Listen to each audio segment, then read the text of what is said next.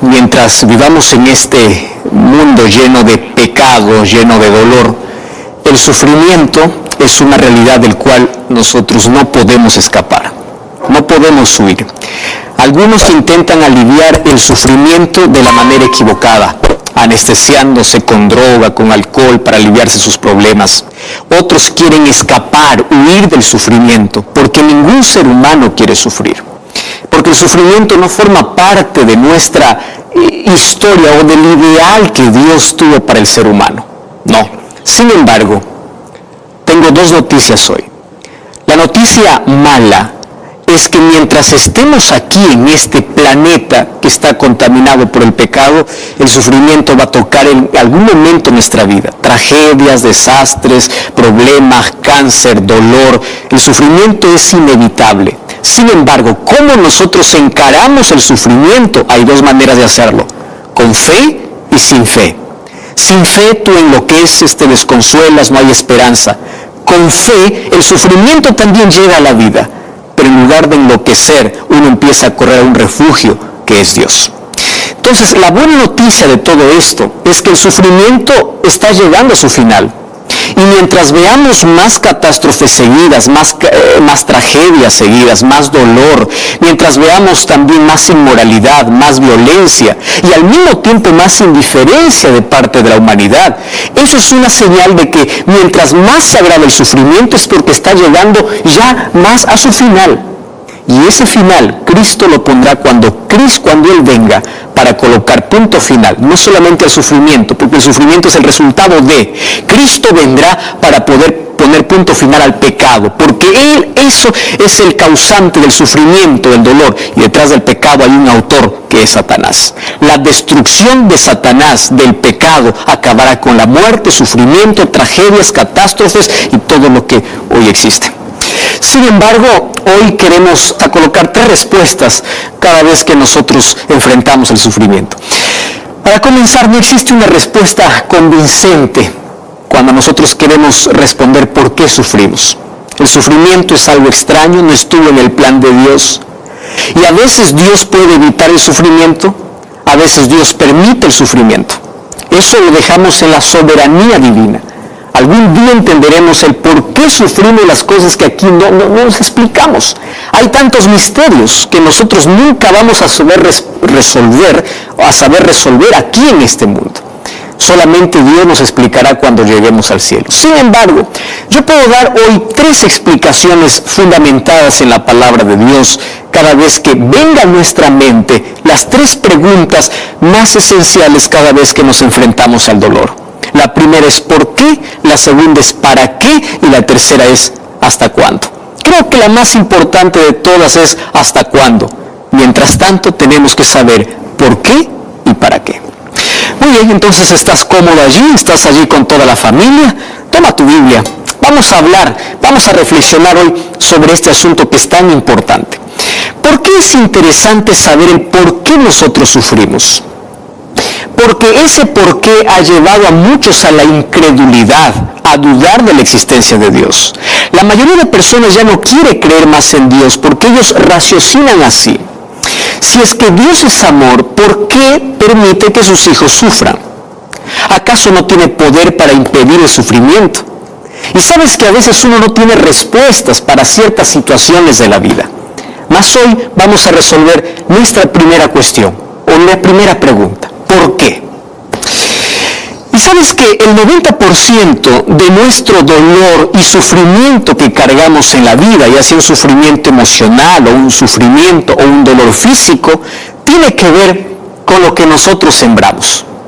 En la vida nosotros cosechamos todo aquello que sembramos. Es decir, en la vida nosotros tenemos recompensa o consecuencia de acuerdo a nuestras actitudes, a nuestras acciones, a nuestros deberes. El 90% de nuestro sufrimiento son consecuencias de nuestras malas decisiones. Mientras uno esté más lejos de Dios, va a actuar de acuerdo a su propia naturaleza. Y si actúa de acuerdo a su propia naturaleza, nuestra naturaleza, que es de pecado, nos va a llevar a cosechar las consecuencias amargas del pecado, que trae dolor, que trae sufrimiento. Entonces, mientras más cerca estés de Dios o mientras más temprano vayas a Dios, tú vas a evitar parte de ese 90% de sufrimiento. La mayoría de nuestras enfermedades, de nuestro dolor, de nuestras decepciones, de nuestras frustraciones, son por causa de nuestras malas elecciones, que son el resultado de poder vivir muchas veces lejos de Dios. Mientras más cerca estemos de Dios, tendremos más claridad para tomar mejores decisiones y así evitaremos parte. No estoy diciendo que evitarás todo el sufrimiento, parte de ese 90%. Pero ¿qué decir de ese 10% del cual nosotros no tenemos nada que ver? Existe un 10% que es inexplicable, una tragedia inesperada, un cáncer que es por problema genético, tú no tienes nada que ver en eso. ¿Qué decir de un desastre natural que de un momento a otro te quita todo? Se lleva lo que más quieres en la vida, lo que lograste en la vida, y rompe el corazón, rompe los sueños, rompe la vida. Las tragedias son así, de un momento a otro terminan con el ser humano prácticamente. ¿Qué decir de ese 10%? Bueno, aquí va la segunda razón entonces, el segundo por qué. Para poder entender el porqué del sufrimiento, tenemos que ir un poco al trasfondo de dónde vive el sufrimiento. Dios, cuando creó el universo y creó seres celestiales, creó a todos ellos libres. Solo que cuando Dios crea seres libres, Él corre el riesgo de que el ser creado pueda tomar una mala elección. Y eso sucedió en el cielo. Cuando Dios crea a los ángeles, también los creó con libertad para elegir. Y el riesgo era que uno de ellos se rebele, porque Dios no quiere una obediencia, un servicio por miedo, o Dios no programó a todos los seres que Él creó para que funcionen como robots. Dios creó seres libres. Entonces, en el cielo, un ángel llamado Lucifer, ángel de luz, usó su libertad para rebelarse en contra de Dios. Y ante esa rebeldía, la armonía del universo terminó. Ante eso, Dios tenía tres opciones. ¿Cuál es la primera opción? La primera opción sería destruir a Satanás. El libro de Apocalipsis capítulo 12, versículos 7 al 9, dice que hubo una guerra en el cielo y Satanás fue desalojado del cielo. Pero la primera opción era destruir a Satanás. Muchos creen que si Dios hubiese destruido a Satanás, ya todo estuviese tranquilo. Espera un momento. Eso yo también lo pensé más de una vez. Pero fíjate una cosa. Dios estaba ante la vista de todo el universo. Y si Dios hubiese destruido a Satanás inmediatamente cuando él se rebeló, ¿sabes qué cosa hubiese ocurrido? Hubiese quedado una mancha de duda en la mente de todos los otros seres. ¿Cuál sería la duda? ¿Por qué lo mató? ¿Y si realmente Lucifer tenía razón? ¿Realmente él tenía razón? Y Dios, para poder callar la razón que tenía Lucifer, no desapareció. Y la obediencia ya no sería por amor, sino sería por miedo. Entonces no era tan fácil pensar Dios hubiese destruido allí a Lucifer en el primer momento. La segunda opción que Dios tenía era ignorar la rebelión. Pero si Dios hubiese permitido ignorar la rebelión, entonces el mal hubiese avanzado por todo el universo y todo fuera un caos sin salida y sin solución. Sin embargo, había una tercera salida, una tercera opción, y es la que Dios eligió. ¿Cuál es la tercera opción? Dejar que con el tiempo el universo pueda mirar quién tenía la razón. Y aquí no es que para que Dios pueda sobresalir su nombre, no sea manchado su carácter. No es por eso, querido. Préstame atención aquí lo que te voy a decir. Con el tiempo se diría si Satanás o la entrada del pecado realmente traería algo bueno para el universo o un desastre para el universo. Ahora, permitir que el pecado revele su propio carácter significaría permitir que Satanás pueda hacer todo lo que hoy vemos: tragedias, desastres, problemas, todo tipo de dolor que hoy trae el ser humano. Es consecuencia de la entrada del pecado, pero también es la revelación del verdadero carácter de la rebelión. Y Dios tuvo un plan. Y el plan era que si cuando Él crea al hombre, el hombre también decide desobedecer a Dios, Él salvaría al ser humano colocándose en su lugar. Entonces, el primero en sufrir de manera injusta no es el ser humano. El primero en sufrir de manera injusta fue Dios. Porque Dios tomó el lugar del ser humano. Él sufrió la injusticia que el ser humano debía sufrir. Cargó la cruz que el ser humano debía cargar. La primera injusticia fue colocada sobre Dios, sobre Cristo, por nuestra rebelión. Muy bien. Entonces ya entendemos la segunda y la tercera razón del por qué. Sin embargo, todavía existe una cuarta. ¿Y sabes cuál es la cuarta? Es que tú y yo tenemos un enemigo. Y ese enemigo ya sabemos que es Satanás. Y él intenta desfigurar el rostro de Dios. ¿Cómo desfigura el rostro de Dios?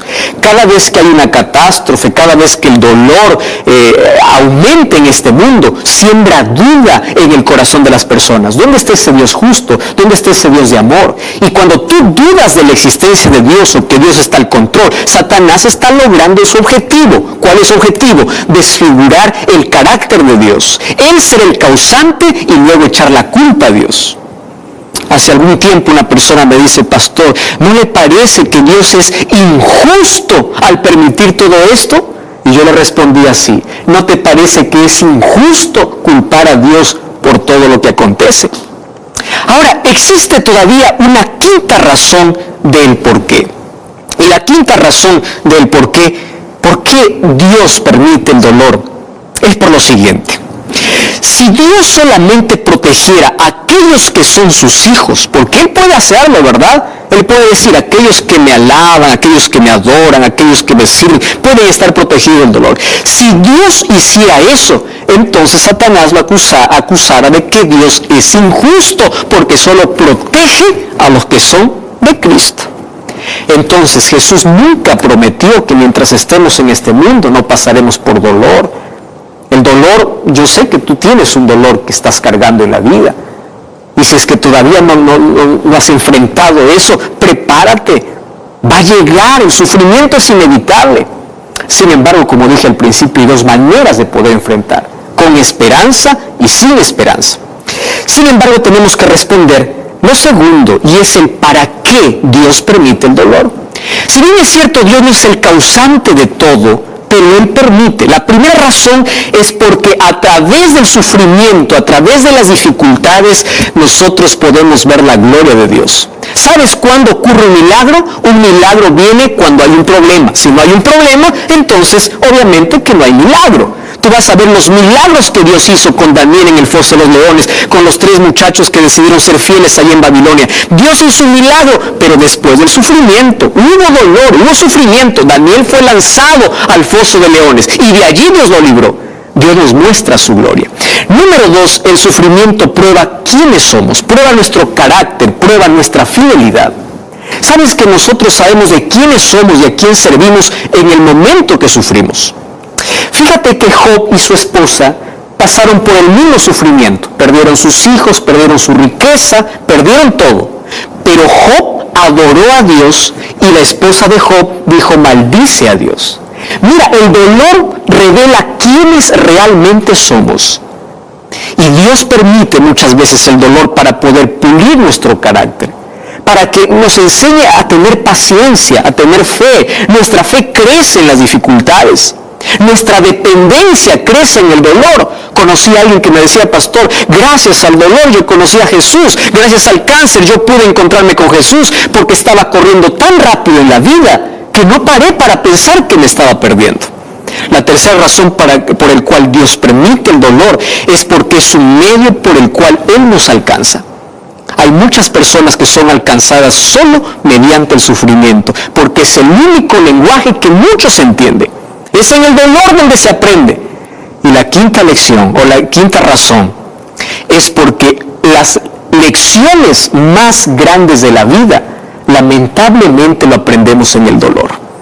Infelizmente, nosotros aprendemos cayendo en el dolor. Alguien nos aconseja para no decidir así, decidimos así, y cuando ya hemos decidido, nosotros pensamos: ¿por qué no hice caso al consejo? Ahora sí aprendí la lección. ¿Cómo aprendiste? En el dolor. Sin embargo, ahora yo quiero terminar con la mayor esperanza. Y la mayor esperanza es la tercera pregunta: ¿hasta cuándo nos va a acompañar el dolor? Y mira, el libro de Hebreos capítulo 10, versículo 37. Me encanta este texto. Hebreos capítulo 10, versículo 37 dice: porque aquí aún un poquito, y el que ha de venir vendrá y no tardará. ¿Sabes de quién está hablando? De Jesús. ¿Hasta cuándo vamos a seguir viendo tragedias? ¿Hasta cuándo vamos a sufrir? ¿Hasta cuándo? Espera un poquito, porque el que ha de venir vendrá. Cuando nosotros vamos a Romanos capítulo 8, versículo 18, dice: tengo por cierto que las aflicciones del tiempo presente no son nada comparables con la gloria venidera que en nosotros ha de manifestarse. Mientras estemos en este mundo, vamos a pasar por el dolor. Muchas veces el dolor se convierte en nuestra escuela para mejorar nuestra vida, para depender de Dios. A veces en el dolor nuestros ojos se abren para poder ver a un Dios que durante toda la vida nos estuvo llamando. Sin embargo, hoy quiero hablarte para ti, que estás pasando por un momento tan doloroso. Acabas de perder un ser querido. Oramos por las familias desconsoladas allá en Guatemala. Oramos por ti. Yo no conozco tu dolor, no entiendo tu dolor, pero hay alguien que sí te entiende. Hay alguien que sí sufrió la injusticia que tú estás sufriendo. Alguien que fue negado, fue traicionado, y él te entiende el dolor de la traición. Hay alguien que fue clavado de manera injusta. Hay alguien que sufrió más que tú, más que yo, más que cualquier otro ser humano de manera injusta. Y ese alguien es Jesús, por eso Él entiende tu dolor. Y no hay una lágrima que haya caído de tus ojos sin que Él no lo entienda. Sin embargo, en medio del dolor, necesitamos confiar más en Dios. Él es nuestro consuelo, Él es nuestra esperanza. Sabes que la esperanza es como una anestesia en medio del dolor. La Biblia dice: nosotros podemos estar derribados, pero no destruidos. Nosotros podemos estar allí en la presión de la vida, pero no estamos acabados, porque la esperanza que Cristo coloca en la vida es suficiente para poder seguir soñando con aquella eternidad sin dolor al lado de Cristo. ¿Hasta cuándo vamos a sufrir? Espera un poco más. La muerte tiene su final. El dolor no tiene la última palabra. Las despedidas pronto terminarán. Aquel ser que perdiste, aquel dolor, aquella herida que te abrieron en la vida, un día va a ser sellada por completo y va a quedar solamente como una cicatriz. Pero tienes que confiar en Dios. Qué difícil es confiar en Dios cuando todo está oscuro. Qué difícil es confiar en Dios cuando uno se siente en un túnel sin salida.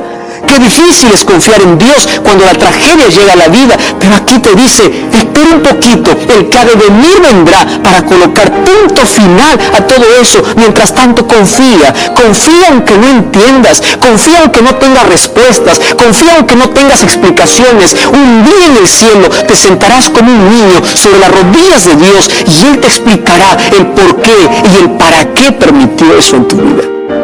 Mientras tanto, aférrate a Dios. Él es tu consuelo, Él es tu esperanza.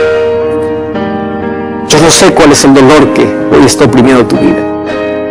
Solo sé que hay un Dios que está dispuesto a abrazarte con sus promesas, con su palabra. Está dispuesto a colocar consuelo y esperanza en ti.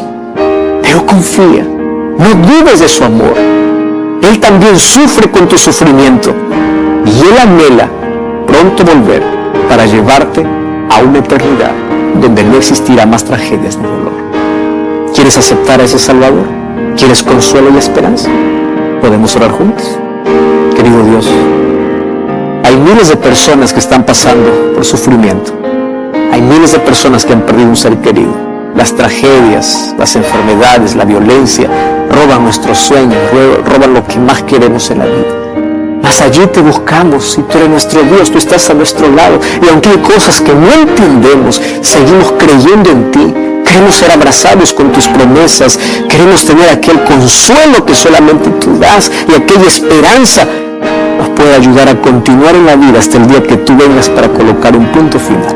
Entregamos nuestra vida, entregamos nuestro dolor. Queremos ser consolados. Queremos que la esperanza brille en nuestro corazón.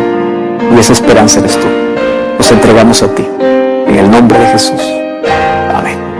Gracias por acompañarme en este programa. Recuerda que la verdad te da libertad, te prepara para la eternidad. Como siempre, te invito a buscar una iglesia adventista el séptimo día. Dios te bendiga.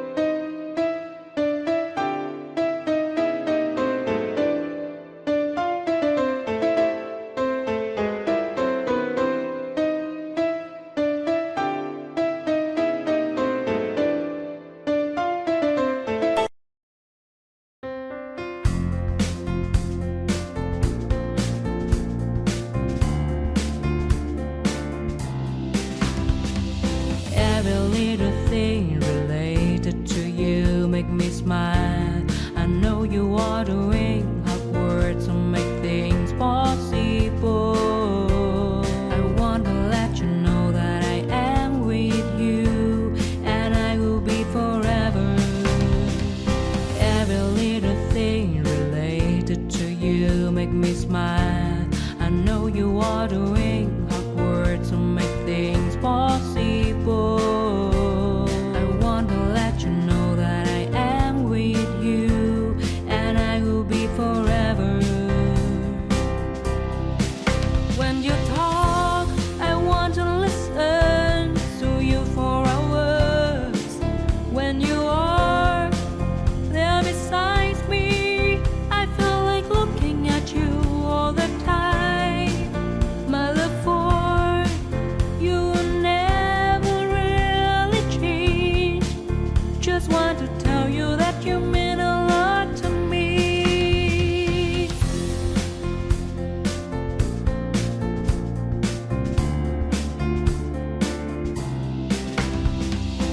Every little thing related to you make me smile.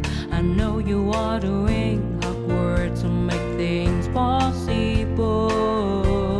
I want to let you know that I am with you, and I will be forever.